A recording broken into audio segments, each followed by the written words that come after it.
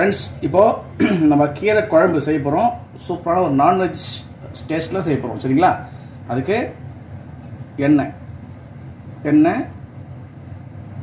ஒரு 3 table spoon எண்ணெய் விட்டுக்கோங்க. சரிங்களா? எண்ணெய் லைட்டாக காயிடும். லைட்டாக காஞ்சிச்சு. ஒரு துண்டு பட்டை, 2 ஏலக்காய், 4 லவங்கம், இந்த கல்பாசி. சரிங்களா?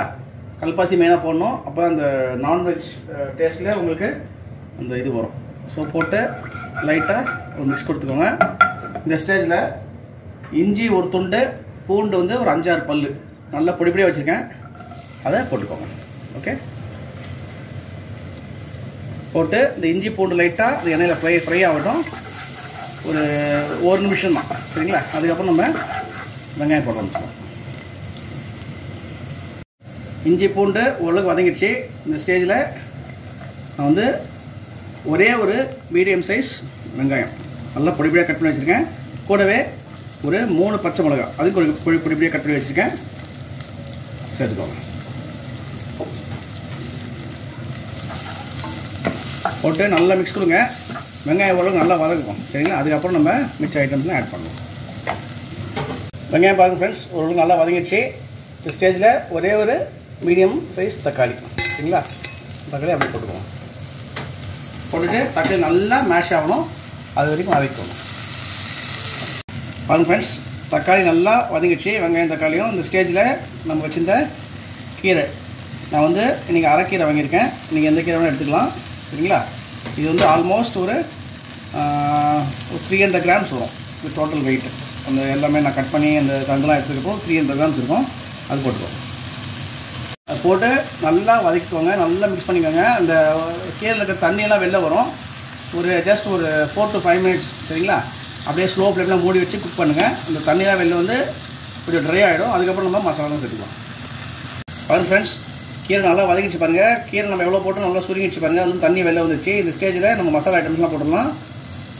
ஏற்கனவே பச்சை மிளகா போட்டுக்கோங்க, அதனால் மிளகாத்தூள் கம்மியாக போட்டுக்கோங்க. நான் ஒரே டீஸ்பூன் மிளகாத்தூள் போட்டிருக்கேன்.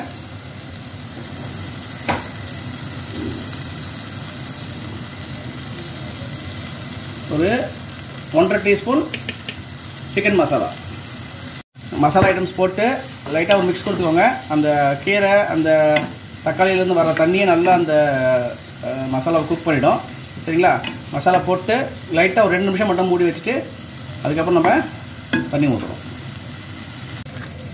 பாருங்க ஃப்ரெண்ட்ஸ், நல்லா அந்த மசாலா நல்லா வந்து எப்படி சொல்கிறது, அந்த எண்ணெயில் குக் ஆகிடுச்சு. இந்த ஸ்டேஜில் உங்களுக்கு தேவையான தண்ணி ஊற்றிக்கலாம். சரிங்களா? நம்ம போட்டு சாப்பிட்ற அளவுக்கு தண்ணி இருக்கணும். அப்போ வந்து ரைஸுக்கு சூப்பராக இருக்கும். சரிங்களா? போட்டுட்டு அதாவது மீடியம் ஃப்ளேமில், ஸ்லோ ஃப்ளேமில் கூட சொல்லலாம். நீங்கள் ஸ்லோ ஃப்ளேமில் ஒரு 10 மினிட்ஸ் அப்படியே விட்டுடணும். என்ன ஆகும், நல்லா திக்காகிடும். அந்த கீரையோட ஃப்ளேவர் ஃபுல்லாக அதில் இறங்கிடும். சரிங்களா?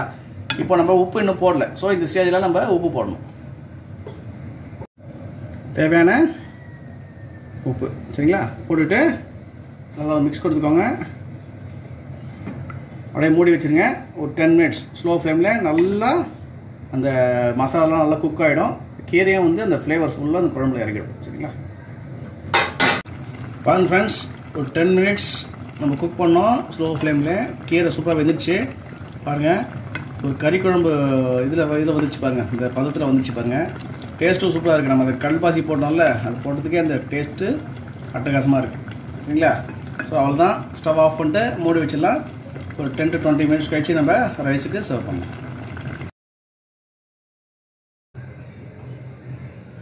ரவுண்ட் ரவுண்டாக கட் பண்ணி ஒரு ஃப்ரை பேனில் அந்த உருளைக்கிழங்கு போட்டு முழுகிற அளவுக்கு தண்ணி வச்சுக்கோங்க. 5 மினிட்ஸ் நல்லா வெந்துடுச்சு.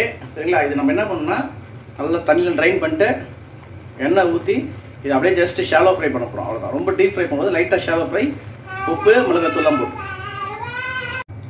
பேன் நல்லா காஞ்சிடுச்சு. ஒரு 2 டீஸ்பூன் எண்ணெய் லைட்டாக காயுது. இந்த ஸ்டேஜில் கடுகு ஜஸ்ட் 1 டீஸ்பூன் கடுகு லைட்டாக பொரியிடும். கடுகு லைட்டாக பொரிஞ்ச உடனே கருவேப்பிலை பொரிச்சிச்சு வச்சுருந்த உருளைக்கிழங்கு. சரிங்களா? ஜஸ்ட் அப்படியே ஒரு பரட்டு பண்ணதுக்கப்புறம் தேவையான உப்பு தேவையான மிளகாத்தூள்.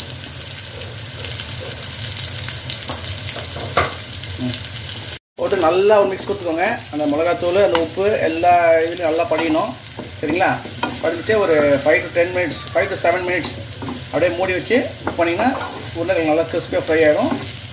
அந்த மிளகாத்தூளோட அந்த ஃப்ளேவர்லாம் ஃபுல்லாக இறங்கிடும். சரி, அவ்வளோ கலர்ஃபுல்லாக இருக்குது பாருங்கள். குக் ஆகிடுச்சு. சரிங்களா? இப்போ நம்ம ஆஃப் பண்ணிடலாம்.